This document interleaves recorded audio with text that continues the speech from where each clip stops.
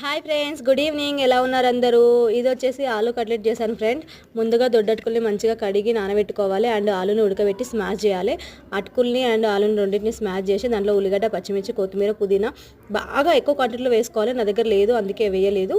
And అవన్నీ వేసిన తర్వాత కారము, పసుపు, ఉప్పు, జీలకర్ర, ఓమా అండ్ బియ్యం పిండి ఇవన్నీ వేసి మంచిగా మిక్స్ చేయాలి ఫ్రెండ్స్. నాలాగా చేయితో మాత్రం అస్సలు మిక్స్ చేయకండి.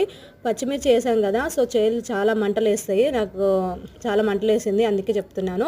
అండ్ ఇలా కట్లెట్స్ షేప్లో చేసి మైదా పిండి మిక్చర్లో అండ్ బ్రెడ్ క్రమ్స్ నేను ఇంట్లోనే చేశాను ఫ్రెండ్స్. బ్రెడ్ క్రమ్స్ దాంట్లో చేసేసి మంచిగా రెండిట్లో డిప్ చేసి ఆయిల్ డీప్ ఫ్రై చేసి పెట్టాలి ఫ్రెండ్స్. అండ్ టమాటా కెచప్తో చాలా బాగుంది. ఫైనల్ అవుట్ఫిట్ చూడండి ఎలా ఉందో.